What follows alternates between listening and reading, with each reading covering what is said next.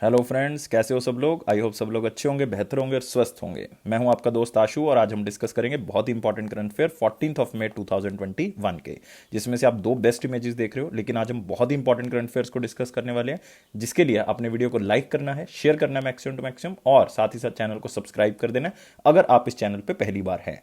लेकिन उससे पहले मैं डिस्कस करना चाहूंगा हमारी एप्लीकेशन के बारे में। एप्लीकेशन का नाम क्या है दोस्तों? Careers cloud. इसको आप डाउनलोड कर सकते हैं, डिस्क्रिप्शन बॉक्स में लिंक दिया हुआ, वहां से इसको डाउनलोड करें और उसके बाद जो है वो आप अपनी ईमेल आईडी के थ्रू जो है वो लॉग इन कर लें। जैसे ही लॉग इन करेंगे, क्रैक करंट अफेयर्स के ऊपर क्लिक करना है तो 1 साल और 2 साल की सब्सक्रिप्शन आप बाय कर सकते हैं। प्राइस दोस्तों एक बार मेरे कहने से चेक जरूर करें, बहुत ही कम है। इवन आप खुद देखेंगे तो खुद सरप्राइज हो जाएंगे कि इतने कम प्राइस पे हम आपको ये प्रोवाइड कर रहे हैं। और दूसरी सबसे इंपॉर्टेंट चीज कि 90 to 95% करंट अफेयर जो आपके एग्जाम में आ रहे हैं वो हमारे ही करंट अफेयर के द्वारा कवर किए जा रहा है। ये खास बात है अफेयर्स क्लाउड की, यही हमारी टीम का जो है वो हार्ड वर्क है। तो गाइस इसके अंदर हम आपको क्या प्रोवाइड करेंगे, मतलब मेरे कहने से नहीं, एक बार आप देख लें कि हम आपको किस तरह से करंट अफेयर्स प्रोवाइड करेंगे जिससे आपकी प्रिपरेशन जो है वो 100% जो है वो इंप्रूव होगी। हम आपको देंगे daily current affairs. Daily current affair में 3 तरह के करंट अफेयर्स होंगे। एक में होगा डिटेल्ड करंट अफेयर पर्टिकुलर उसी दिन का, एक होगा क्वेश्चन एंड आंसर फॉर्मेट में ताकि आप क्वेश्चन एंड आंसर फॉर्मेट में प्रैक्टिस कर सको, एक होगा क्विज सेक्शन जो आप डेली हमारी एप्लीकेशन के ऊपर अटेम्प्ट कर सकते हो। नेक्स्ट होगा दोस्तों वीकली सेक्शन। वीकली सेक्शन में हम आपको 3 तरह के सेक्शंस देंगे डेली की तरह ही, जिसमें हर सप्ताह आप जो है वो डिटेल करंट अफेयर्स की एक पीडीएफ आपको मिलेगी। क्वेश्चन एंड आंसर फॉर्मेट में आप करंट अफेयर्स को जो है वो पढ़ सकते हो, और क्विज सेक्शन जो आप हमारी एप्लीकेशन के ऊपर अटेम्प्ट कर सकते हो हर हफ्ते। नेक्स्ट होगा मंथली सेक्शन। मंथली सेक्शन में हम आपको दे रहे हैं 4 तरह के करंट अफेयर्स जिससे आपकी प्रिपरेशन जो है वो जरूर इंप्रूव होगी, जैसे कि स्टडी पीडीएफ, इसमें पूरे महीने का थ्योरेटिकल करंट अफेयर जो है वो आपको मिल जाएगा। नेक्स्ट होगा टॉप 100, इसका मतलब बेस्ट 100 करंट अफेयर्स आपको मिलेंगे, वो भी क्वेश्चन एंड आंसर फॉर्मेट में, ताकि आप इसको दोबारा दोबारा जो है वो रिवाइज कर सको। नेक्स्ट होगा क्वेश्चन एंड आंसर फॉर्मेट में पूरे महीने की पीडीएफ, मतलब इसमें हम 300 प्लस क्वेश्चंस आपको देते हैं पूरे महीने के, ताकि आप best to best current affairs को दोबारा दोबारा पढ़ सको। नेक्स्ट होगा पॉकेट पीडीएफ, मतलब नाम से पता लग रहा है कि इसको जल्दी जल्दी में 2 लाइन में 3 लाइन में करंट अफेयर्स को कवर करने के लिए, जल्दी जल्दी में याद करने के लिए आप इसका यूज कर सकते हो। ये तो हो गया डेली, वीकली और मंथली सेक्शन दोस्तों। लेकिन आपकी प्रिपरेशन को और भी अच्छा करने के लिए हम आपको देते हैं कुछ स्मार्ट पीडीएफ, जैसे कि टॉपिक वाइज पीडीएफ। हम बहुत ही इंपॉर्टेंट टॉपिक 20 ऐसे कवर करते हैं जो आपके एग्जाम के लिए बहुत ज्यादा इंपॉर्टेंट है, जैसे कि apps and web portal, important days, books and author. तो अगर आपको लगता है कि यार कोई टॉपिक हमारा पर्टिकुलरली वीक है, तो आप अपने एग्जाम से पहले उसकी जो है वो पीडीएफ उठाएं उस पर्टिकुलर टॉपिक की, और पूरे साल का जितना भी जा चुका है वो सारा का सारा इसमें जो है वो आप रिवाइज कर सकते हो। नेक्स्ट होगा banking awareness section. Banking awareness section की खासियत है कि ये बैंकिंग एस्पिरेंट्स के लिए हम स्पेशल बनाते हैं। इसमें हम आपको 3 चीजें देंगे, ओनली बैंकिंग और इकोनॉमी के detailed current affair, question and answer format में करंट अफेयर्स, और एक होगा क्विज सेक्शन जो आप हमारी एप्लीकेशन के ऊपर अटेम्प्ट कर सकते हो। नेक्स्ट होगा एग्जाम पीडीएफ। अगर आप पूरे साल का, मतलब जितना भी पास्ट करंट अफेयर है, जब जैसे 4 महीने गुजर चुके हैं तो 4 महीनों का करंट अफेयर एक ही पीडीएफ से रिवाइज करना चाहते हैं, तो आप इस पीडीएफ को उठाएं और यहां से रिवाइज कर लें। स्पेशल करंट अफेयर मतलब बजट और इकोनॉमिक सर्वे हम उसमें कवर करते हैं, डिटेल और फैक्चुअल डाटा जो बजट और इकोनॉमिक सर्वे का वो भी मिलेगा, और क्वेश्चन एंड आंसर भी हम आपको बताएंगे जो एग्जामिनर जो है वो उम्मीद है कि यहां से जो है वो क्वेश्चन पूछ सकता है। नेक्स्ट होगा स्टेट करंट अफेयर। आपका जो स्टेट का एग्जाम होगा उसमें स्टेट करंट अफेयर पूछे जा सकते हैं, तो आप हर स्टेट की जो है वो यहां से तैयारी कर सकते हो। हर स्टेट और यूनियन टेरिटरी को हम क्या करते हैं, कवर करते हैं। तो दोस्तों इसके लिए कोई अलग अलग सब्सक्रिप्शन नहीं है, कोई आपसे अलग अलग पैसा नहीं ले रहा, सिर्फ एक ही सब्सक्रिप्शन है जिसका प्राइस ऑलरेडी बहुत कम है। तो आपने क्या करना है, इस एप्लीकेशन को डाउनलोड कर लें, लिंक जो है वो डिस्क्रिप्शन बॉक्स में दिया हुआ है, वहां से डाउनलोड करें, और फिर आप क्रैक करंट अफेयर्स के ऊपर क्लिक करेंगे तो आप जो है वो 1 साल की या 2 साल की सब्सक्रिप्शन बाय कर सकते हैं। अब इतना कुछ आपको मिलेगा तो एक बार प्राइस जरूर चेक करना बनता है, चेक करें और उसके बाद जो है वो इसको सब्सक्राइब करें।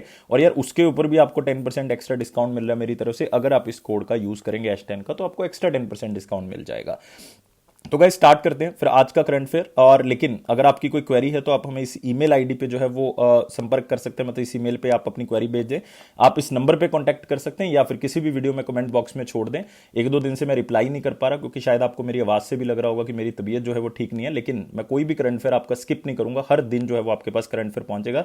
जैसे कि आज 1 घंटा जो है वो लेट पहुंच रहा है, लेकिन अदरवाइज आपका टाइम जो है वो सुबह का ही आपने याद रखना है कि 10 से 11 जो है वो जनरली इंग्लिश माध्यम में जो है वो बच्चे देख सकते हैं, और 11 से 12 के बीच में हिंदी माध्यम के बच्चे जो है वो देख सकते हैं। तो आज 1-2 घंटे लेट जरूर है।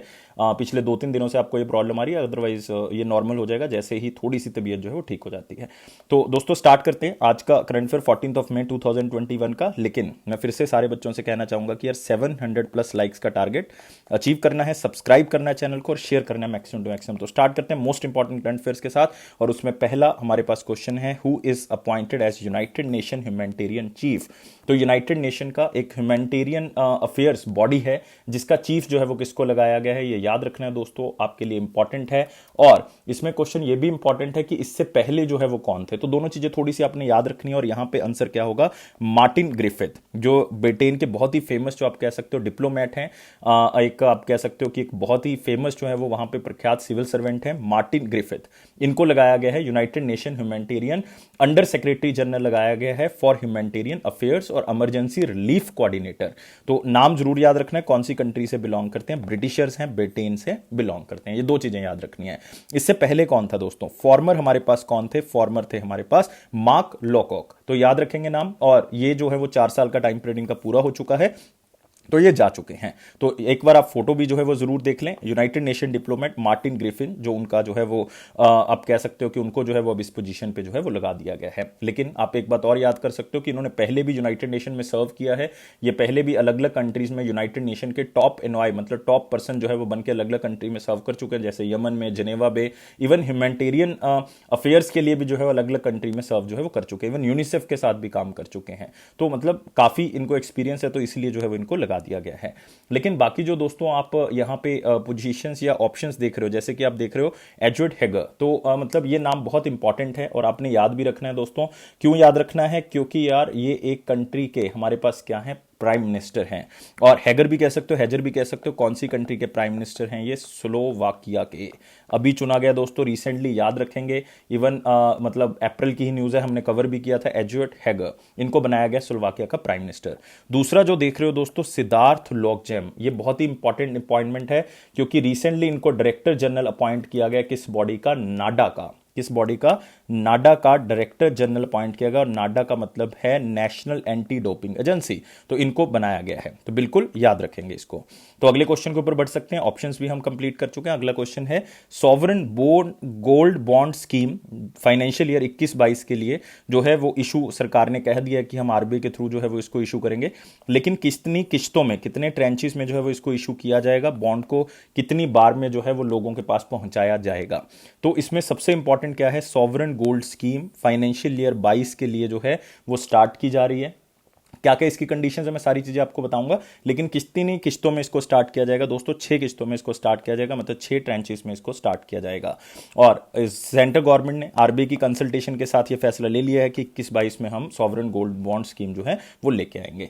तो अब आपको पता होना चाहिए कि कौन इसको इशू कर सकता है और ये होती क्या है स्कीम। देखो मैं आपको सिंपल सा एक मेथड समझाता हूं कि गोल्ड की डिमांड जो है वो जनरली कैसे बढ़ती है। तो इंडिया में 2 तरह के लोग हैं जनरली, अब किसी भी कंट्री में ले सकते हो, मैं इंडिया के एग्जाम्पल ले रहा हूं कि इंडिया में कुछ लोग ऐसे होंगे जो गोल्ड को क्या करते होंगे, पहनते होंगे।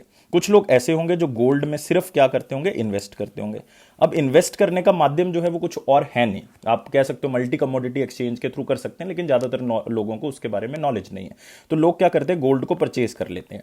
अब उन्होंने यार पहनना तो होता नहीं, पहनना नहीं होता तो घर पे पड़ा रहता है वो, लेकिन अब जिन लोगों ने पहनना होता है, उन्होंने खरीदना होता है, तो मार्केट में ऑलरेडी डिमांड बढ़ जाती है। तो ये देखा गया है कि इन्वेस्ट करने वाले लोग जो हैं वो गोल्ड को रख लेते हैं, जिसके कारण जो है वो उनका यूज तो होता नहीं है, जिसके कारण जो है वो डिमांड जो है वो मार्केट में बढ़ जाती है, क्योंकि गोल्ड इतना अवेलेबल नहीं है, तो हमें बाहर से मंगवाना पड़ता है, जिसके कारण जो हमें इंपोर्ट ड्यूटी देनी पड़ती है।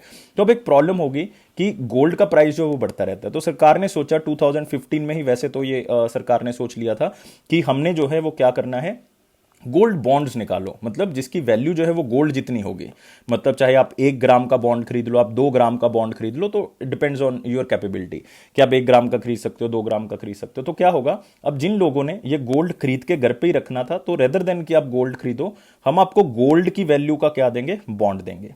क्या देंगे, गोल्ड की वैल्यू का बॉन्ड देंगे। आप मतलब 1 ग्राम का जो प्राइस है उतने पे आप बॉन्ड को खरीद लें, जो भी प्राइस होगा उस पे आपको बॉन्ड मिल जाएगा। और पर्टिकुलर टाइम होगा, उतने टाइम के बाद जो है वो जितना उस टाइम पे रेट होगा उसके हिसाब से आपको पैसा वापस भी मिल जाएगा, और प्लस सरकार कहती है कि आपको फिक्स इंटरेस्ट रेट भी देंगे। तो ये वाला जो गोल्ड घर पे रखना था, अब ये फ्री हो गया। अब अगर फ्री हो गया तो गोल्ड की डिमांड क्या हो जाएगी, कम हो जाएगी, क्योंकि जो लोग अब खरीदने वाले थे, जिन्होंने पहनना था, अब वो मतलब आराम से खरीद सकते हैं, क्योंकि मार्केट में गोल्ड, तो हमारा इंपोर्ट कम हो जाएगा। तो ये दोस्तों इसके पीछे फंडा है सॉवरेन गोल्ड बॉन्ड स्कीम का। मेरे ख्याल से समझ आ गया होगा कि एक्चुअल में है क्या। तो अब आते हैं कि इसकी कंडीशंस क्या हैं। ये दोस्तों कौन इशू करेगा? वैसे तो ये गवर्नमेंट ऑफ इंडिया इशू करती है, लेकिन वो डायरेक्टली नहीं इशू करती। किसके थ्रू इशू करती है? आरबीआई के थ्रू इशू करती है। जब आरबीआई के थ्रू इसको इशू किया जाता है तो वो आरबीआई भी डायरेक्टली नहीं करेगा। किसके थ्रू करेगा? क्योंकि आरबीआई लोगों से तो डील करता नहीं है, तो वो कमर्शियल बैंक्स के थ्रू डील करेगा। लेकिन सारे कमर्शियल बैंक्स इसमें आ जाएंगे, सिर्फ किसको छोड़ के? एक तो स्मॉल फाइनेंस बैंक्स नहीं आएंगे, एक पेमेंट बैंक्स नहीं आएंगे। इन दोनों को छोड़ना है। ये मैंने स्पेशली डार्क किया है आपके लिए, ताकि कंफ्यूज नहीं हो जाना कभी भी। जैसे कि एग्जामिनर आपको जो है इंटरव्यू में पूछ ले तो बाय डिफॉल्ट आपको याद होना चाहिए। स्टॉक होल्डिंग कॉर्पोरेशन जो है वो बेच सकती है इसको, पोस्ट ऑफिस में लिया जा सकता है, स्टॉक एक्सचेंज में लिया जा सकता है, Bombay stock exchange, national stock exchange में इसको खरीदा जा सकता है। मतलब बैंक में खरीद सकते हो, स्टॉक एक्सचेंज में खरीद सकते हो, स्टॉक होल्डिंग कॉर्पोरेशन में खरीद सकते हो, पोस्ट ऑफिस में इसको खरीद सकते हो। और कम से कम कितनी मात्रा का आप ले सकते हो? 1 ग्राम गोल्ड का बॉन्ड ले सकते हो। मतलब जो 1 ग्राम का गोल्ड का प्राइस होगा उस पर आप इसको ले सकते हो। लेकिन ये प्राइस कैसे डिसाइड होगा? जो भी 999 मतलब पूरा प्योर गोल्ड होगा उसका जो प्राइस होगा, पिछले 3 दिन का एवरेज प्राइस होगा, उस पर ये बॉन्ड जो है वो इशू किया जाएगा। और दोस्तों इसका मैक्सिमम जो है वो कितनी अमाउंट का आप खरीद सकते हो? मैक्सिमम टू मैक्सिमम 4 केजी तक का बॉन्ड खरीद सकते हो, कोई अगर इंडिविजुअल खरीदना चाहता है या हिंदू अनडिवाइडेड फैमिली का कोई बंदा खरीदना चाहता है। लेकिन 20 केजी होगा अगर कोई ट्रस्ट खरीदना चाहती है, कोई सिमिलर एंटिटी को कंपनी खरीदना चाहती है, तो 20 केजी मैक्सिमम टू मैक्सिमम खरीद सकती है। लेकिन इसमें एक टाइम पीरियड है कि टाइम पीरियड जो है वो इस बॉन्ड का कितना होगा? 8 साल का होगा। लेकिन 5 साल बाद आप एग्जिट कर सकते हो। 5 साल से पहले नहीं कर सकते, लेकिन अदरवाइज 5 साल के बाद जो है वो आप क्या कर सकते हो? एग्जिट कर सकते हो। तो एक अच्छा मतलब आप कह सकते हो यहां पे दिया गया है कि हाँ 5 साल के बाद आप एग्जिट कर सकते हो, अपना पैसा ले सकते हो। तो इसका देखो फायदा भी है, मतलब नुकसान भी है। फायदा क्या है दोस्तों इसका? कि आपको एक फिक्स इंटरेस्ट रेट मिलेगा। कितना सरकार पैसा देगी? 2.50% पर एनम जो है वो आपको मिलेगा। और जो गोल्ड का प्राइस है उस टाइम पे वो तो मिलेगा ही मिलेगा। तो 2.50% आपको फिक्स इंटरेस्ट रेट मिलेगा हर साल, और साथ में जो गोल्ड का प्राइस बढ़ेगा वो मिलेगा ही मिलेगा। लेकिन इसका एक डिसएडवांटेज है कि ये लॉन्ग टर्म है दोस्तों। देखो 8 साल या 5 साल आप ज्यादा से ज्यादा कह सकते हो कि ये लॉन्ग टर्म इन्वेस्टमेंट है। इससे क्या होगा कि जैसे आपके पास फिजिकल गोल्ड था तो वो मतलब आपको कभी पैसे की जरूरत पड़ी, आप मार्केट में जाओगे बेच दोगे। अब इस बॉन्ड का तो यार कुछ कर नहीं सकते, बेच नहीं सकते। तो सरकार कहते हैं इस डिसएडवांटेज को कोशिश कर रहे हैं दूर करने की, कि वैसे तो कर ही दिया है, लेकिन मैं उसको पूरी तरह से नहीं कहूंगा कि सरकार ने कर दिया। सरकार कहती है कि इस बॉन्ड को रख के आप लोन ले लो। तो कोई भी बंदा यार मतलब अपने ऊपर बर्डन क्यों लेगा? तो है ना, मतलब आप पूरी तरह से नहीं कह सकते कि सरकार ने सॉल्व कर दिया, लेकिन फिर भी आप कह सकते हो कि हाँ कुछ हद तक जो है वो ऐसा किया जा सकता है। तो ये सारी की सारी आपने याद रखना है। और मैं आपको बताना चाहता हूं कि ये जो सॉवरेन गोल्ड स्कीम है दोस्तों 2015 में जो है वो इसको स्टार्ट किया गया था सबसे पहली बार 2015 में। और ये सारी चीजें मैं बता चुका हूं। एडवांटेज क्या है इसका, डिसएडवांटेज क्या है, ये सारा कुछ मैं पहले आपको समझा चुका हूं। तो आंसर क्या होगा इसका? 6 होगा। तो सारे बच्चों को मेरे ख्याल से समझ आ गया होगा। थर्ड क्वेश्चन के ऊपर बढ़ते हैं। Which country top the list of countries with maximum remittance inflow? Remittance का मतलब जो बाहर से पैसा जो है वो बेचते हैं लोग अपनी कंट्री के अंदर। जैसे हमारे लोग बाहर हैं, ठीक है, जैसे यूनाइटेड अरब एमिरेट्स में हमारे लोग काम कर रहे हैं, है ना, सऊदी अरबिया में हमारे लोग काम कर रहे हैं। तो अलग अलग कंट्री में तो पैसा आता है इंडिया में, वो बेचते हैं यहाँ से। तो पैसा बेचते किस फॉर्म में? अपनी करेंसी में, या ज्यादातर डॉलर में बेचते हैं। लेकिन इंडिया में पैसा पहुंचता किस फॉर्म में? रुपये की फॉर्म में। तो डॉलर गवर्नमेंट रख लेती है। तो उससे क्या होता है? सरकार को फायदा होता है। जो डॉलर है गवर्नमेंट के पास रिजर्व में बढ़ जाते हैं। जब गवर्नमेंट के पास डॉलर बढ़ जाएंगे रिजर्व में, तो क्या होगा? जो डॉलर की डिमांड है वो क्या हो जाती है? शांत हो जाती है। तो सारा खेल ही यार डिमांड और सप्लाई का, प्राइस उसी के कारण बढ़ेगा।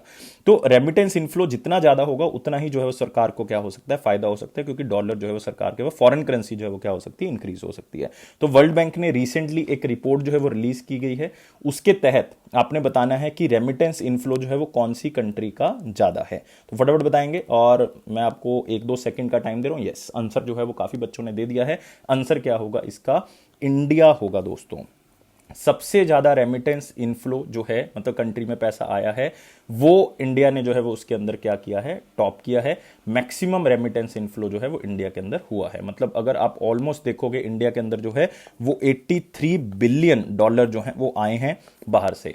और वो बाहर की कंट्रीज जो जनरली हैं जहां से पैसा आता है वो यूनाइटेड अरब एमिरेट्स हैं, सऊदी अरबिया, तो इनसे पैसा जो है वो क्या होता है? ज्यादा आता है। दूसरे नंबर पे दोस्तों चाइना है। चाइना का ऑलमोस्ट जो है वो रहा है 60 बिलियन, मतलब इंडिया से 13 बिलियन का जो है 23 बिलियन का जो है वो क्या है? गैप है इसके अंदर। और तीसरे पे रहा है मैक्सिको, थर्ड रैंक है मैक्सिको। मैक्सिको जो है वो ऑलमोस्ट $43 बिलियन, ऑलमोस्ट है ये। तो $43 बिलियन जो है वो उनकी रेमिटेंस आई है, बाहर से पैसा जो है वो लोगों ने उनकी कंट्री में भेजा है। तो आप देख सकते हो India received 83 billion in remittance in 2020, ये वर्ल्ड बैंक की जो है वो रिपोर्ट है। और लो एंड मीडियम इनकम कंट्रीज के बीच में इंडिया जो है वो सबसे ज़्यादा टॉप किया है। तो मैं सारी चीज़ें बता चुका हूँ आपको। और अगर मैं 2019 से कंपेयर करूँ, 2019 से कंपेयर करूँ, तो 2019 में कितना पैसा आया था इंडिया में? 83.3 बिलियन। तो मतलब सिर्फ 0.3 बिलियन का, जो कि 0.2% बनता है अगर दो है। तो मतलब कोविड के कारण भी आप कह सकते हो कि इतना ज्यादा इफेक्ट जो है वो बाहर से पैसा आने में नहीं रहा है। और याद रखना, ये एफडीआई नहीं है दोस्तों। एफडीआई का मतलब फॉरेन से इन्वेस्टमेंट हो रही है इंडिया में। ये है हमारे लोग बाहर गए हुए हैं और वो पैसा इंडिया के अंदर भेज रहे हैं, या वहां के लोग इंडिया में पैसा भेज रहे हैं, किसी भी तरह से पैसा जो है वो अकाउंट में भेजा जा रहा है। और चाइना दूसरे पे, मैक्सिको तीसरे पे। और आउटफ्लो, कौन सी कंट्री सबसे ज्यादा पैसा जो है वो भेज रही है, मतलब वहां से पैसा जो है वो अलग अलग कंट्रीज में आ रहा है। तो यूनाइटेड स्टेट्स में ज्यादा लोग रह रहे हैं अलग अलग कंट्री के, तो बाय डिफॉल्ट वहां से रेमिटेंस ज्यादा जा रही है। आप कह सकते हो दूसरे नंबर पे यूनाइटेड अरब एमिरेट्स है, तीसरे पे सऊदी अरबिया। तो यहां से पैसा ज्यादा बाहर गया है, क्योंकि आप देख सकते हो यूनाइटेड स्टेट्स ऑफ अमेरिका में हर तरह के लोग हैं, हर कंट्री के लोग हैं। तो वो जितना भी पैसा कमाते हैं तो कुछ ना कुछ अपने घरों में बेचते होंगे, तो अलग अलग कंट्री में जाता है। तो सबसे ज्यादा पैसा यूनाइटेड स्टेट्स ऑफ अमेरिका से गया है रेमिटेंस के बेसिस पे, दूसरे नंबर पे यूनाइटेड अरब एमिरेट्स का, और तीसरा जो है वो सऊदी अरबिया का यहाँ पे आएगा। तो याद रखना, इवन पाकिस्तान का भी जो है वो रेमिटेंस बढ़ा है। पाकिस्तान में भी लोग मतलब अलग अलग जगह पे काम करते हैं, तो वहां भी 17% इंक्रीज हुआ है। बांग्लादेश में भी दोस्तों बढ़ा है, 18% जो है वो बांग्लादेश में भी बढ़ा है। तो अलग अलग जगह पे ये जरूर बढ़ा है। तो इस चीज को भी आप थोड़ा सा याद रखेंगे।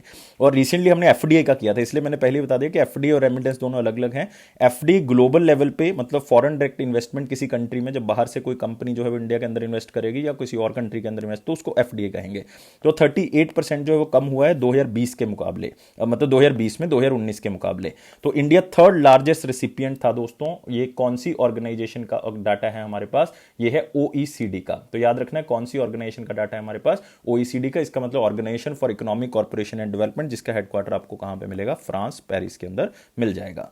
और इंडिया थर्ड लार्जेस्ट रिसिपिएंट था, मतलब इंडिया में सबसे ज्यादा एफडीआई जो है वो इन्वेस्टमेंट हुई थी, जो कि सिंगापुर और यूनाइटेड स्टेट्स ऑफ अमेरिका से पैसा आया। सबसे ज्यादा सिंगापुर से दोस्तों इन्वेस्ट हुआ है इंडिया में।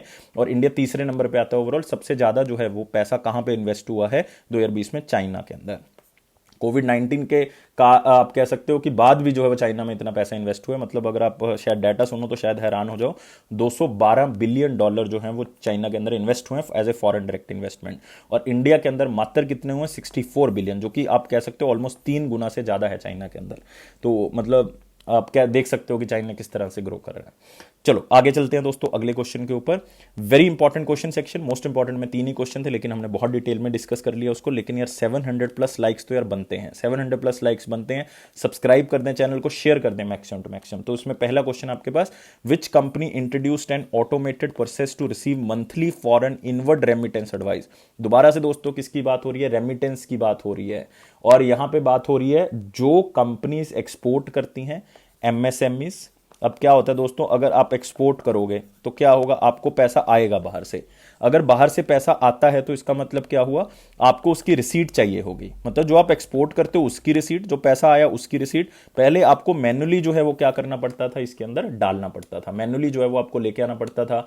उसमें प्रोसेस जो है वो बहुत स्लो होता था, और आप कह सकते थे कि प्रोसेस स्लो के साथ साथ जो है उसमें टाइम भी लगता था, क्योंकि 10 से 15 दिन लगते हैं उस रिसीट को आने के लिए।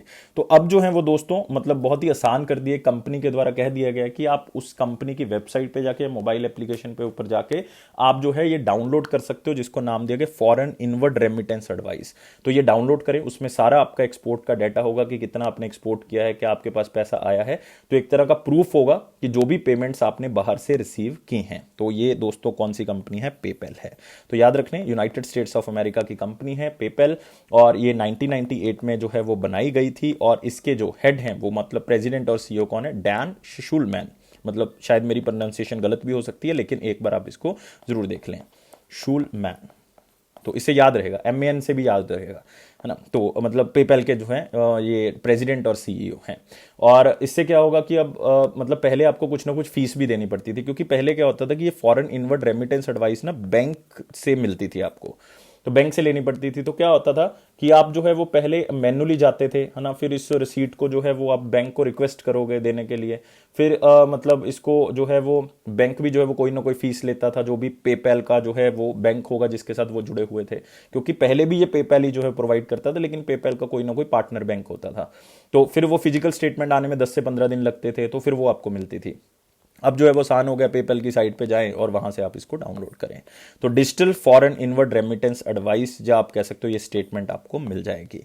तो आपने याद रखना है फीरा। फीरा का मतलब जो है वो यहाँ पे क्या है, एडवाइस से कई बार कंफ्यूज ना हो जाए, फॉरेन इनवर्ड रेमिटेंस एडवाइस।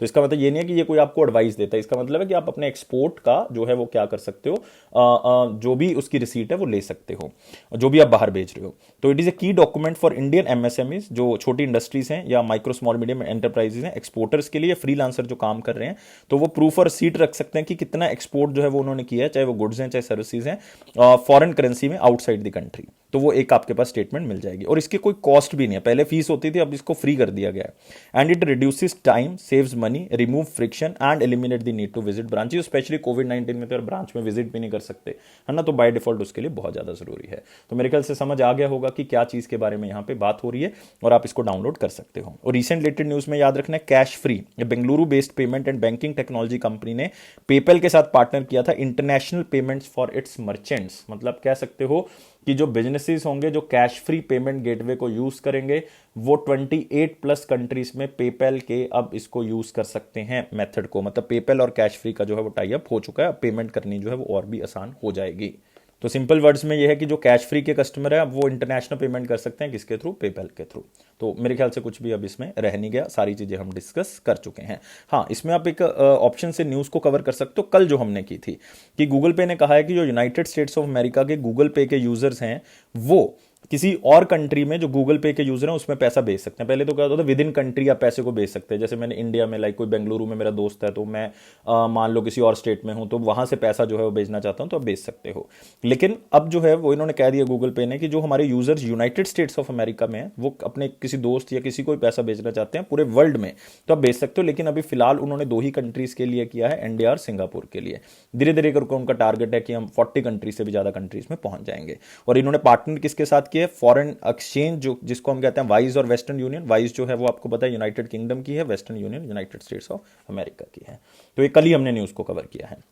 और गूगल पे ने रिसेंटली एक जो है वो दोस्तों नियो बैंक भी लॉन्च किया था। वो गूगल पे का नहीं है बेसिकली, जो गूगल पे के को क्रिएटर्स हैं उन्होंने इसको लॉन्च किया, जिसका नाम क्या है, फाई। नेक्स्ट आते हैं दोस्तों question, what is the name of Kerala's first revenue minister and architect of the land reforms who recently passed away. इस क्वेश्चन को मोस्ट इंपॉर्टेंट क्वेश्चन में मार्क कर लो। ये क्वेश्चन के चांसेस 99% आने के दोस्तों, 99%। अगर एग्जामिनर ने ये क्वेश्चन पढ़ा होगा तो डेफिनेटली वो इस क्वेश्चन को पूछ लेगा। तो मतलब 99% चांस इसलिए मैं लेके चल रहा हूं, 1% इसलिए अगर एग्जामिनर से कहीं ना कहीं स्किप हो जाए कि ना पढ़ा हो उसने, वो क्वेश्चन नहीं पूछेगा। लेकिन यार क्योंकि लैंड रिफॉर्म्स केरला के जो है वो बहुत ज्यादा फेमस थे, इसलिए जो है वो ये क्वेश्चन आपको पूछा जाएगा। और सबसे बड़ी बात, वो पहली रेवेन्यू मिनिस्टर भी रह चुकी हैं उस स्टेट की। तो वो स्टेट तो दोस्तों केरला है, आपको पता लग रहा है, और नाम क्या है, के.आर. गौरी अम्मा।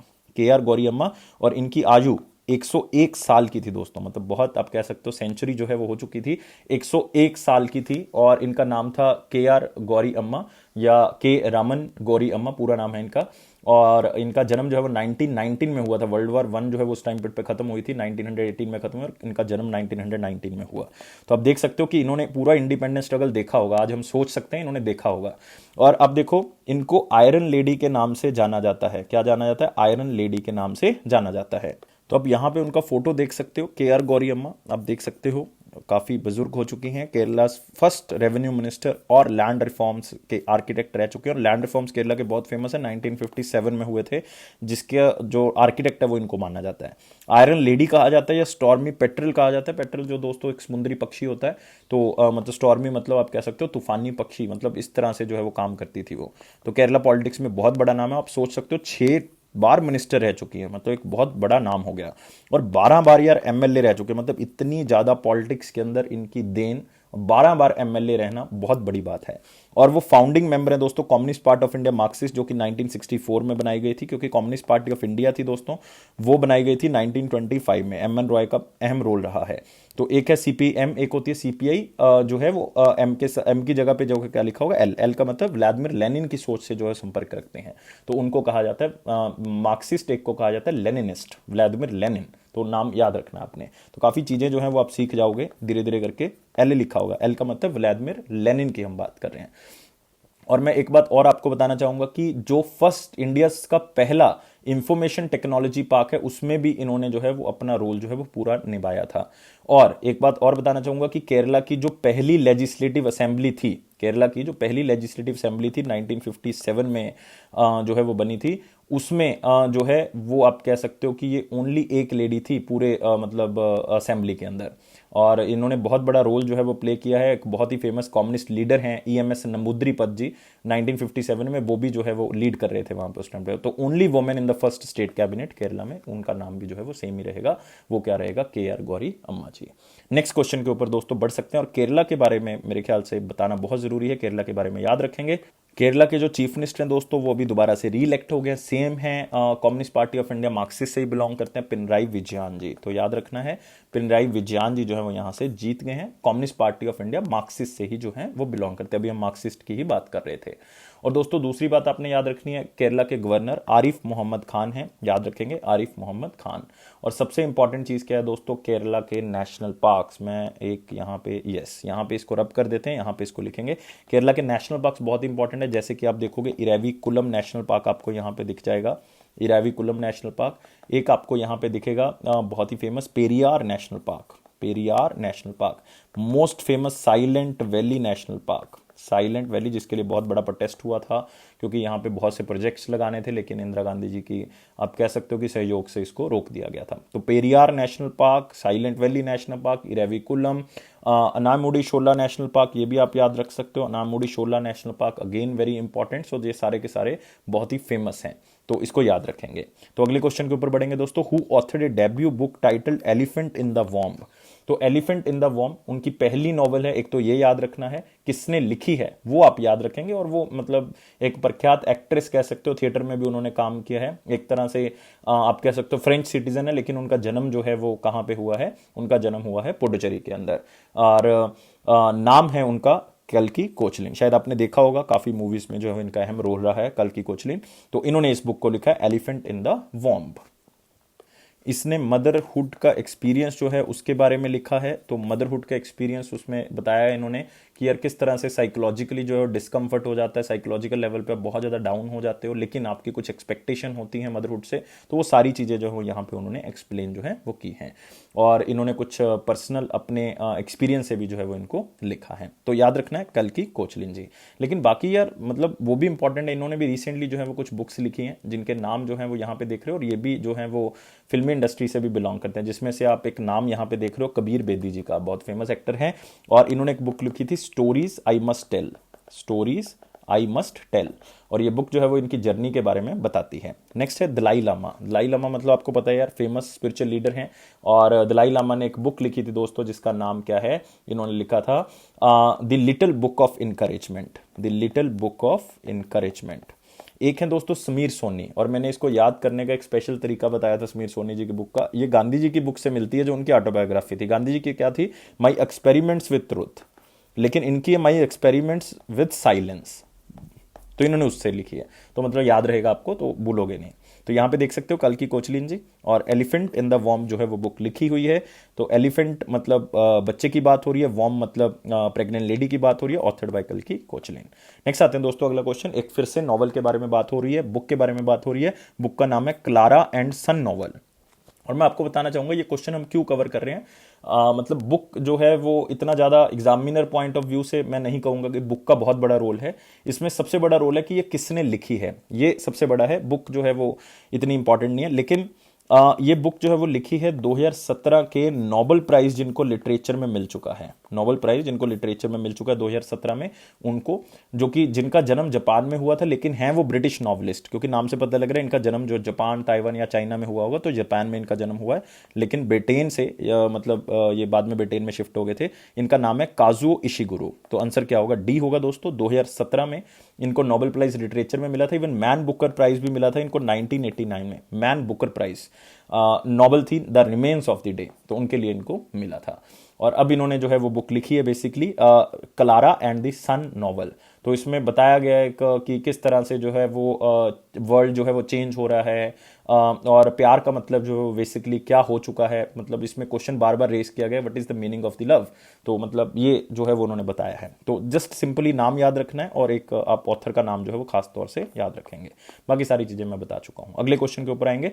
What is an average annual population growth of China in the last decades, 2010 से लेकर 20, क्योंकि 10 साल के बाद सेंसस आता है और ये 7th सेंसस है दोस्तों चाइना का। लेकिन उससे पहले मैं आपको इंडिया के सेंसस के बारे में थोड़ा सा बताना चाहूंगा कि इंडिया में सबसे पहला सेंसस जो है वो दोस्तों कौन से ईयर में आया था, 1872 में सबसे पहली बार पब्लिश किया गया था।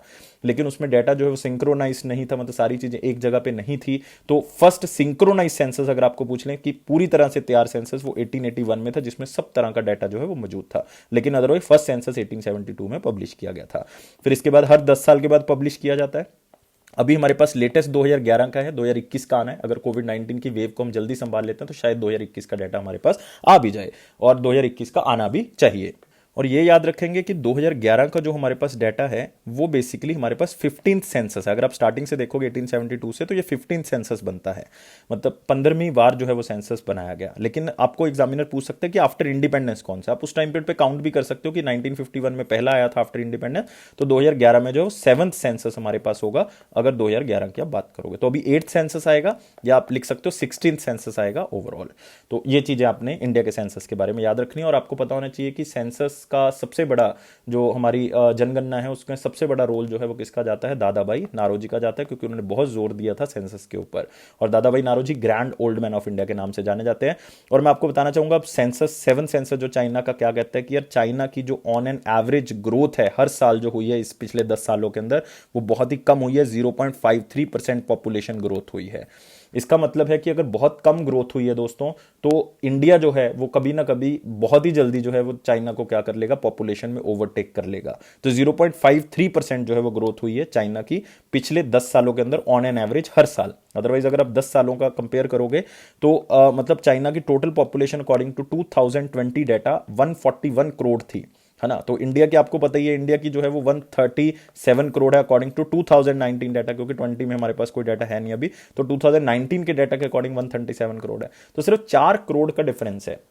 मे बी ये ओवरटेक कर भी जाए तो मतलब ओनली 7 करोड़ पॉपुलेशन जो है इंक्रीज हुई है 2010 के मुकाबले, तो जो कि ग्रोथ है 5.38%, मतलब पूरे 10 साल के अंदर सिर्फ इतनी परसेंट पॉपुलेशन जो है वो ग्रो की है चाइना के अंदर। और साथ ही साथ अगर आप ऑन एन एवरेज देखोगे हर साल, तो 0.53% जो है वो ग्रोथ सामने आई है। और ये इसलिए हुआ है क्योंकि वन चाइल्ड पॉलिसी चाइना ने इंप्लीमेंट की हुई है, उसके अकॉर्डिंग चल रहा था। फिर 2016 में इन्होंने सोचा कि पॉपुलेशन जो है, यंग पॉपुलेशन जो है वो कम हो रही है, क्योंकि एज्ड बंदे जो है वो ज्यादा हो चुके हैं। तो इन्होंने 2016 में कहा कि सेकंड चाइल्ड पॉलिसी कर लेते हैं, चलो मतलब 2 चाइल्ड कर लिया करो तो आपको बेनिफिट मिला करेंगे। तो 2 चाइल्ड पॉलिसी ज्यादा कामयाब नहीं हुई, लोगों ने मतलब उतना फोकस जो है वो नहीं कर पाई जितना जो है वो गवर्नमेंट चाहती थी, तो पॉपुलेशन बढ़ नहीं पाई। तो अब एक डाटा जो है वो चाइनीज डेमोग्राफर्स की तरफ से दिया गया है कि इंडिया जो है वो ओवरटेक कर लेगा 2025 से पहले पहले जो है चाइना को पॉपुलेशन के अंदर। तो मतलब 2023 या 24 या 25 से पहले पहले जो वो ओवरटेक कर लेगा, ये कहना है। लेकिन यूनाइटेड नेशन ने प्रेडिक्ट किया था 2027 तक जो है वो मतलब ओवरटेक कर लेगा। ये यूनाइटेड नेशन की प्रेडिक्शन थी, लेकिन चाइनीज डेमोग्राफर्स की जो प्रेडिक्शन है वो यही है। और दोस्तों आपको पता होना चाहिए कि चाइना का पॉपुलेशन मतलब ये ग्रो ना होना, तो इसका मतलब आप कह सकते हो कि टेक्नोलॉजी में बहुत ज़्यादा कमी आ सकती है, क्योंकि यंग पॉपुलेशन चाइना में कम है, जो बूढ़े लोग हैं वो ज़्यादा है, जिसके कारण क्योंकि टेक्नोलॉजिकल ड्रिवन कंट्री और बाकी कंट्रीज को भी या टेक्नोलॉजी देते हैं, तो बाय डिफॉल्ट जो है पूरे वर्ल्ड के लिए जो है वो बेसिकली क्या हो सकता है, ये नुकसान या खतरा भी हो सकता है। तो इस चीज़ को याद रखना है, और इसमें कुछ याद रखने वाला नहीं, सिर्फ एक डाटा है। नेक्स्ट आते हैं, who has launched N MIS module, जिसको कहा गया management information system for strengthening the domestic अगरबत्ती इंडस्ट्री। तो अगरबत्ती इंडस्ट्री क्वेश्चन बहुत ज्यादा इंपॉर्टेंट नहीं, लेकिन मैंने इसको इसलिए कवर किया यहाँ पे वेरी इंपॉर्टेंट में, क्योंकि इस मिशन का नाम इंपॉर्टेंट है, और मिशन है नेशनल बैम्बू मिशन। तो नेशनल बैम्बू मिशन की तरफ से एक आप कह सकते हो मैनेजमेंट इंफॉर्मेशन सिस्टम जो है वो दिया गया है, किसके लिए, अगरबत्ती इंडस्ट्री के लिए। इसमें बताया गया कि क्या रॉ मटेरियल है, कहाँ पे अवेलेबल है, कौन कौन से इंडस्ट्रियलिस्ट हैं जो ये काम कर रहे हैं, कितनी इंडस्ट्रीज कहाँ पे लग सकती हैं, कहाँ पे अवेलेबिलिटी है रॉ मटेरियल की, ये सारा डाटा नेशनल बैम्बू मिशन की तरफ से जो है वो इस मॉड्यूल के अंदर बताया गया है। तो आप देख सकते हो कहां से जो है वो लोकेशन कौन कौन सी हैं जहां से ये बन सकता है, अगरबत्ती स्टिक प्रोडक्शन कहां पे हो रही है, कहां से परचेज की जा सकती है, रॉ मटेरियल कहां पे अवेलेबल है, प्रोडक्शन कैपेसिटी कितनी कितनी बढ़ाई जा सकती है, मार्केटिंग कैसे की जाए, सारी चीजें जो हैं वो यहां पे बताई गई हैं। लेकिन इसका फायदा जो है वो बेसिकली क्या होगा, इसका फायदा दोस्तों है क्योंकि ये इंडस्ट्री और प्रोडक्शन यूनिट्स में लिंक बनाएगा आपस में, जिससे क्या होगा, जो इंफॉर्मेशन चाहिए होगी अगरबत्ती इंडस्ट्री को वो यहाँ से आपको मॉड्यूल के अंदर से मिल जाएगी। और इससे क्या होगा, मतलब जो एमएसएमई इंडस्ट्रीज हैं, नेशनल बैम्बू मिशन है, khadi and village industry commission है, इन्होंने मिलकर इसको स्टार्ट तो कर दिया है ना, ताकि आत्मनिर्भर बन सके और हम इसको एक्सपोर्ट कर सकें। और मेन मकसद यही है कि हम ग्लोबल लेवल पे इंडियन प्रोडक्ट्स को जो है वो बढ़ा सकें। तो इसलिए अगरबत्ती इसके ऊपर फोकस किया जा रहा है, क्योंकि वो बहुत सी कंट्रीज जो है वो यूज नहीं करती जितना कि इंडिया में रिलीजन बेसिस पे इसको यूज किया जाता है। और नेशनल बैम्बू मिशन जो है वो 2018-19 में स्टार्ट किया गया था। 2 साल का इसका लेआउट था, ऑलमोस्ट 1300 करोड़ रुपीस। और बैम्बू की प्रोडक्शन को बढ़ाना था, फार्मर्स की इनकम को बढ़ाना था, और रॉ मटेरियल की रिक्वायरमेंट्स को पूरा करना था किसी भी इंडस्ट्री के लोगों के लिए। और बैम्बू यूज भी होता है इवन अगरबत्ती के अंदर, तो बाय डिफॉल्ट जो है वो छोटी छोटी जो स्टिक्स होती हैं वो बैम्बू की बनने लग गई हैं, तो वहां से भी इसको जो है वो फायदा मिलेगा। और आपको पता होना चाहिए नॉर्थ ईस्टर्न स्टेट्स में बैम्बू को यूज किया जाता है दोस्तों एज ए, आप कह सकते हो कि इरिगेशन, क्योंकि इसको एज ए पाइप यूज किया जाता है, तो पाइप से पानी को ट्रांसफर कर लेते हैं नॉर्थ ईस्टर्न स्टेट्स में, तो याद रखना है। और नेशनल बैम्बू मिशन के मिशन डायरेक्टर कौन है? छावी जा हैं। तो कौन है? छावी जा, नाम याद रख सकते हो। और ये कौन सी मिनिस्ट्री के अंदर है? Ministry of agriculture and farmers welfare, जिसके यूनियन मिनिस्टर कौन है? नरेंद्र सिंह तोमर जी, जिनकी कॉन्स्टिट्यूएंसी कौन सी है? मोरिना, याद रखेंगे। अगले क्वेश्चन के ऊपर आते हैं। Which state inaugurated CG Teeka web portal to use कोविड-19 वैक्सीनेशन रजिस्ट्रेशन? तो यार यहां से तो मतलब मुझे कुछ बताने की जरूरत नहीं, सीजी टीका मतलब नाम से पता लग रहा है कोविड-19 की वैक्सीनेशन के बारे में है, और ये पोर्टल लॉन्च किया, सीजी से याद कर सकते हो कौन सी स्टेट है? छत्तीसगढ़। तो एग्जामिनर नहीं पूछेगा कि कौन सी स्टेट है, एग्जामिनर आपको पूछ सकता है कि कौन सा वेब पोर्टल लॉन्च किया है, तो ठीक है, इसको याद रखना है। तो नाम क्या होगा? छत्तीसगढ़। और छत्तीसगढ़ ने इसको लॉन्च किया, छत्तीसगढ़ के सीएम आप देख रहे हो यहाँ पे भूपेश बघेल जी, उन्होंने इसको लॉन्च किया ताकि वैक्सीनेशन रजिस्ट्रेशन आराम से हो सके। खास करके जो 1 मई से 18 से लेकर 44 आयु के लोगों को टीका या वैक्सीनेशन लगनी है, उसको सक्सेसफुल बनाया जा सके। इसमें जोग्राफिकल लोकेशन डाली गई है, सोशल बेसिस पे इसको डाला गया है।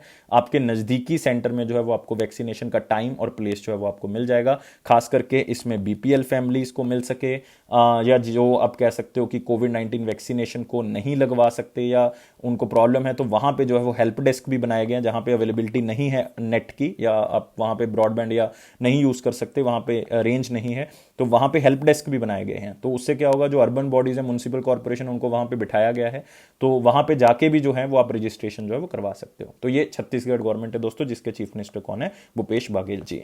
और आपको पता होना चाहिए कि छत्तीसगढ़ के गवर्नर जो है वो कौन है? तो लेडी गवर्नर है दोस्तों छत्तीसगढ़ की, बहुत ही कम आप कह सकते हो देश में लेडीज गवर्नर हैं, जिसमें छत्तीसगढ़ है, जिसका नाम है अनुसुईया। अनुसुईया, और पूरा नाम है अनुसुईया उइके। तो नाम थोड़ा सा आप याद कर सकते हो, अलग भी है तो याद भी रहेगा। और साथ में दोस्तों याद रखना है 2 नेशनल पार्क जो आपको कहां पे मिलेंगे? छत्तीसगढ़ के अंदर। और छत्तीसगढ़ के नेशनल पार्क है Indravati national park, Indravati national park, एक आपको मिलेगा कांगेर घाटी नेशनल पार्क, कांगेर घाटी नेशनल पार्क। ये दोनों चीजें जो है वो आप क्या रखोगे? याद रखोगे। तो अगले क्वेश्चन के ऊपर बढ़ेंगे इसी के साथ। अगला क्वेश्चन है हमारे पास, पिक्चर से कवर करना है दोस्तों, रस्किन बॉन्ड की बुक है। याद रखना है किसकी बुक है? रस्किन बॉन्ड की बुक है, जो कि बहुत ही फेमस ऑथर है। इनका 19 मई को जो है वो बर्थडे आने वाला है, 87वां बर्थडे आने वाला है। तो उस दिन इस बुक को जो है वो लॉन्च किया जाएगा, और इस बुक का नाम है ऑल टाइम फेवरेट। फिर से चिल्ड्रन बुक जो है वो इन्होंने लिखी है। रिसेंटली इन्होंने बहुत सी चिल्ड्रन बुक्स लिखी हैं, लेकिन ये जो है वो खास होगी क्योंकि 87वां बर्थडे है रस्किन बॉन्ड जी का। और ये कलेक्शन है बेसिकली अलग अलग स्टोरीज की, छोटी छोटी स्टोरीज की, इनके फेमस करेक्टर जैसे कि रस्टीज एडवेंचर, ग्रैंडफादर स्टोरी, तो उनके विषय में जो बात की गई है। और इनको पद्म श्री मिल चुका है दोस्तों, पद्म भूषण मिल चुका है इनको, और बहुत ही जल्दी मुझे उम्मीद है इनको पद्म विभूषण भी जो है वो मिल जाएगा। और साहित्य अकादमी अवार्ड मिल चुका है इनको। इनकी एक इंग्लिश नॉवल थी, a tree still grow in Dehra, तो उसके लिए इनको इंग्लिश नॉवल के लिए जो है वो साहित्य अकादमी अवार्ड भी मिला था। और इनकी पहली नॉवल आप याद कर सकते हो, पूछा जा सकता है, the room on the roof, room on the roof, छत के ऊपर एक कमरा, मतलब सिंपल लैंग्वेज में आप कह सकते हो। तो ये मतलब इनको इस बुक के लिए इनको बहुत से अवार्ड मिले। तो रस्किन बॉन्ड की बुक ऑल टाइम फेवरेट्स। तो आगे आते हैं दोस्तों, अगला सेक्शन हमारे पास मोस्ट इंपॉर्टेंट सेक्शन हो गया, वेरी हो गया। अब आते हैं इंपॉर्टेंट क्वेश्चंस के ऊपर। इंपॉर्टेंट क्वेश्चन में आगे बढ़ने से पहले आपने यार वीडियो को लाइक करना है 700+ टाइम, सब्सक्राइब कर देना चैनल को, और शेयर करना है मैक्सिमम टू मैक्सिमम। और पहला क्वेश्चन है, India added how much power generation capacity in 2020-21 according to the council of energy environment and water report. तो एक काउंसिल है दोस्तों हमारी, जो कि उन्होंने बताया है हमें कि कितनी एनर्जी जो है वो 2019 के मुकाबले इंडिया ने 2020 में जो है वो 2020-21 के जो साल में फाइनेंशियल ईयर में कितनी एनर्जी जो है वो ऐड की है टोटल एनर्जी कैपेसिटी में। तो याद रखना है 12.1 गीगावाट जो है वो ऐड की है। और इसमें खास बात यह है कि इसमें 64% एनर्जी जो आई है वो केवल रिन्यूएबल एनर्जी से आई है। ये मतलब एक पॉजिटिव पॉइंट है। 64% का मतलब है 7.7 गीगा, जो आप सेकंड ऑप्शन देख रहे हो, 7.7 गीगावाट जो है रिन्यूएबल एनर्जी से आई है। और 7.7 गीगावाट में भी जो आप कह सकते हो कि रिन्यूएबल एनर्जी आई है, मैक्सिमम जो है वो कहां से आई है, सोलर से आई है। ऑलमोस्ट 5.5 गीगावाट जो है वो कहां से आई है, सोलर से जो है वो यहां से जनरेट हुई है। तो मतलब बहुत बड़ा रोल जो है वो बढ़ता जा रहा है इंडिया का रिन्यूएबल एनर्जी में। और ये अच्छी न्यूज है कि इंडिया में रिन्यूएबल चाहे कम बड़ी है लेकिन बड़ी रिन्यूएबल ज्यादा है, तो इसलिए इसको याद रखना है। और हम फोकस भी कर रहे हैं। आपको पता है कि हमारा टारगेट है दोस्तों, कितना टारगेट है, 175 गीगावाट। और मैं बहुत बार बता चुका हूं कि 175 गीगावाट में 100 गीगावाट जो है हमारे पास सोलर का होगा, 60 गीगावाट जो है वो विंड का होगा, और 10 गीगावाट जो है वो बायो होगा, और 5 गीगावाट जो है वो स्मॉल हाइड्रो प्रोजेक्ट्स होंगे। ये हमारा जो है वो टारगेट रखा गया है। और council of energy environment and water New Delhi based organisation है। अगले क्वेश्चन के ऊपर आएंगे, इसमें और कुछ भी याद रखने वाला नहीं है, सिर्फ एक डाटा है जो आपने देखना है। नेक्स्ट आते हैं, which was the first and largest energy exchange of India. और आप सोच रहे होगे कि ये क्वेश्चन हम क्यों पूछ रहे हैं, तो दोस्तों इसके पीछे पूछने का कारण है कि एनर्जी एक्सचेंज जो है वो इंडिया के अंदर दो हैं अभी फिलहाल। कितनी है, दो एनर्जी एक्सचेंज है। तीसरी सरकार ने कहा है कि हम क्या करने जा रहे हैं, बनाने जा रहे हैं इस साल के एंड तक। तो अभी बनाई तो नहीं गई लेकिन इस साल के एंड तक बनाई जाएगी। और उसमें कौन कौन आप कह सकते हो पार्टिसिपेट करेगा उस एक्सचेंज के अंदर जो बनाई जाएगी, उसके अंदर पार्टिसिपेट करेगा एक तो Bombay stock exchange industries, Bombay stock exchange industries, और एक पीटीसी इंडिया जो है वो क्या करेगा, इसमें पार्टिसिपेट करेगा। तो सबसे पहली पावर एक्सचेंज की अगर मैं बात करूंगा इंडिया के अंदर, वो थी इंडियन एनर्जी एक्सचेंज, जो कि 2008 में बनाई गई थी। पावर एक्सचेंज ऑफ इंडिया भी 2008 में बनाई गई थी, लेकिन पहले जो है वो इंडियन एनर्जी एक्सचेंज बनाई गई। That is the first exchange of India, याद रखना आपने। और अभी तीसरी बनाने जा रहे हैं, और कौन मिलकर बना रहे हैं, एक पीटीसी और बॉम्बे स्टॉक एक्सचेंज, जिनकी एक आप कह सकते हो कि इकट्ठी होल्डिंग्स है, जिसको कहते हैं आप पहली ऑप्शन जो आप देख रहे हो यहां पे, दैट इज प्रन ऊर्जा सोल्यूशन लिमिटेड। ये इन दोनों की ही है, पीटीसी और बॉम्बे स्टॉक एक्सचेंज इंडस्ट्री की, जिसमें 22.62% शेयर जो है वो दोनों का है। मतलब ईच 22.62% ही जो है वो पीटीसी का है, 22.62% ही जो है वो किसका है, वो है हमारे पास बॉम्बे स्टॉक एक्सचेंज इन्वेस्टमेंट। और इसमें साथ कौन दे रहा है, आईसीआईसी का भी दोस्तों ऑलमोस्ट 9% जो है वो शेयर इसमें है, और छोटी छोटी कंपनीज और भी हैं। तो मतलब ये इलेक्ट्रिसिटी को बेचने का काम करते हैं अलग अलग जगह पे। एक्सचेंज का मतलब ही ये है कि इलेक्ट्रिसिटी को यहां से बेचा जा सकता है। और थर्ड एक्सचेंज जो है वो जल्दी ही स्टार्ट कर दी जाएगी। तो इसमें और कुछ भी इंपॉर्टेंट नहीं, लेकिन सिर्फ यही जो है वो आपने याद रखना था। तो अब आते हैं वन लाइनर इंपॉर्टेंट पॉइंट्स में ऊपर। वन लाइनर इंपॉर्टेंट पॉइंट में पहला पॉइंट है, RBI extended restrictions on the Millat cooperative bank on 7 August 2021। 3 महीने के लिए जो है वो मिलात कोऑपरेटिव बैंक के ऊपर रिस्ट्रिक्शन बढ़ा दिया। मतलब वो कोई लोन नहीं दे सकते, एक्सटेंड नहीं कर सकते, पैसे को डिपॉजिट नहीं कर सकते, तो रिस्ट्रिक्शन लगा दी under section 35A under the banking regulation act of 1949। और ये कहां का है दोस्तों, कर्नाटका का है। Next, SEBI amended alternate investment fund, added startup definition, mandated dividend distribution policy to top 1000 listed company. हमने पहले भी डिस्कस किया इसको, लेकिन ये इंपॉर्टेंट नहीं है आपके लिए, क्वेश्चन नहीं पूछा जा सकता। एक तो ये याद रखना, टॉप 1000 कंपनीज के लिए इन्होंने ये गाइडलाइंस बनाई है। गाइडलाइंस याद करने की जरूरत नहीं, सेबी ने की है। सेबी मतलब आपको पता है securities and exchange board of India, 1988 में इसको बनाया गया था। और साथ ही साथ आपने याद रखना है कि 1992 में इसका एक्ट बना दिया। मतलब ये क्या बन गई, स्टैट्यूटरी बॉडी दोस्तों बन गई। और सेबी के चेयरमैन है Ajay Tyagi. Next, ₹455 crore raised by the SBI cards by issuing bonds. तो यहां पे एसबीआई कार्ड्स का जिक्र हो रहा है। उन्होंने कुछ बॉन्ड्स इशू किए थे, जिसके कारण उनको जो है वो बहुत ज्यादा फायदा हुआ है। 450 करोड़ रुपीज उन बॉन्ड से जो है वो उन्होंने इकट्ठे कर लिए, क्योंकि बॉन्ड का मतलब है लोगों को देंगे, लोग जो है बॉन्ड को खरीदेंगे तो पैसा आएगा। तो एसबीआई के पास पैसा आ गया, अब ये आगे इन्वेस्ट करेंगे, तो इनके पास 450 करोड़ रुपीज जो है वो आ चुके हैं। ये याद करने की जरूरत नहीं अमाउंट, सिर्फ इतना याद रखना है कि इससे पैसे को रेस किया गया है। और दोस्तों याद रखना है एसबीआई कार्ड्स के बारे में, SBI cards and payment service, इसका हेडक्वार्टर बहुत बार पूछा जाता है, गुरुग्राम या गुड़गांव। और इसकी स्टैब्लिशमेंट 1998 में हुई थी। इसके एमडी और सीईओ कौन है, रामा मोहन राव अमारा। याद रखना है, रामा मोहन राव अमारा। नेक्स्ट आते हैं, Yoweri Museveni was sworn in for 6 term as the president of Uganda. Uganda के 6th टाइम जो है वो प्रेसिडेंट बनाए गए हैं जोवेरी मुसेवेनी। 1986 से दोस्तों रूल कर रहे हैं इस कंट्री के ऊपर। मतलब आप देख सकते हो 35 ईयर्स हो चुके हैं इस बंदे को। और आप कह सकते हो कि one of the longest serving अगर किसी कंट्री के रहे हैं, जो बड़े बड़े शासक रहे हैं, तो उसमें जोवेरी मुसेवेनी का नाम भी जो है वो आएगा। डेमोक्रेटिक कंट्री हो गया था 1996 में, तब भी ये जीते थे पहली बार, उससे पहले जो है यही कंट्रोल करते थे। और युगांडा के बारे में दोस्तों आपने याद रखना है, और युगांडा की जो कैपिटल है वो बहुत इंपॉर्टेंट है आपके लिए, बहुत बार पूछा गया है, कंपाला। कंफ्यूजन हो जाती है, कंपाला जो है वो आंसर होगा। इसकी करेंसी जो है युगांडन शिलिंग है, Ugandan shilling. Next, ministry of power approved NHPC to acquire 2% equity stake of PTC India in Chenab valley power project. Chenab valley power project Jammu and Kashmir का है, जिसमें जो है वो 49% हिस्सा था पहले एनएचपीसी का, 2% जो वो पीटीसी इंडिया का था, 2% कर लिया अक्वायर, तो 51% जो है एनएचपीसी का हो गया, मतलब पूरा का पूरा जो है वो मेजर स्टेक जो है एनएचपीसी का हो गया है। नेक्स्ट आते हैं फर्स्ट इंटरनेशनल डे ऑफ अर्गेनिया 2021, 10 मई को जो सेलिब्रेट किया गया, पहली बार है। ये एक ट्री है दोस्तों, अर्गेनिया जो आर्गन ट्री जो है वो एक ट्री है। ये आपको कहां पे मिलेगा आर्गन ट्री? ये दोस्तों आपको मिलेगा एक ही कंट्री के अंदर, एंडेमिक है, मतलब उसी कंट्री में पाया जाता है, मोरक्को के अंदर। कहां पे? मोरक्को के अंदर। जहां से कौन आया था मोरक्को से? इब्न बतूता आए थे। किसके टाइम पीरियड पे? मोहम्मद बिन तुगलक के टाइम पीरियड पे मोरक्को से आई थिंक 1332-33 के आसपास जो है वो इब्न बतूता इंडिया आए थे। तो ये भी आपने याद रखना है।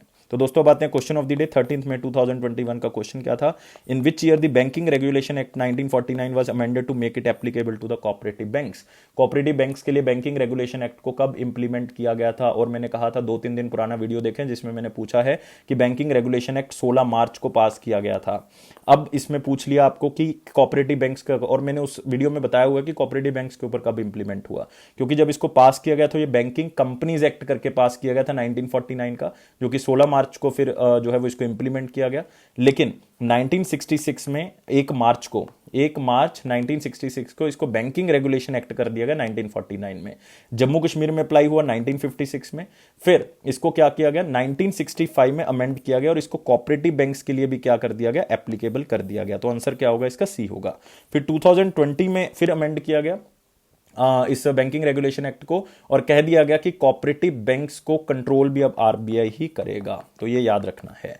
तो अब आते हैं question of the day. Question of the day क्या कहता है? क्वेश्चन ऑफ द डे कहता है which was the first cooperative bank establish in India. Cooperative bank की बात कर रहे थे तो कोऑपरेटिव बैंक बता दें कि पहला इंडिया के अंदर कौन सा था। कमेंट बॉक्स में आंसर आपने देना है, 700+ लाइक्स करने हैं, ये टारगेट है दोस्तों, इसको अचीव करवा दो। सब्सक्राइब करना है चैनल को, शेयर करना है मैक्सिमम टू मैक्सिमम, और आपकी सपोर्ट चाहिए। और बीमार होते हुए भी अगर आपके पास वीडियो आ रही है तो इसका मतलब आपकी सपोर्ट की जरूरत है। और दोस्तों चैनल को आपने सब्सक्राइब कर लेना है, शेयर करना है और बेल बटन को प्रेस कर दें ताकि नोटिफिकेशन आप तक पहुंच सके। और ये फेयर्स क्लाउड का प्रॉमिस है कि आपके कॉन्फिडेंस को जरूर बूस्ट करेगा।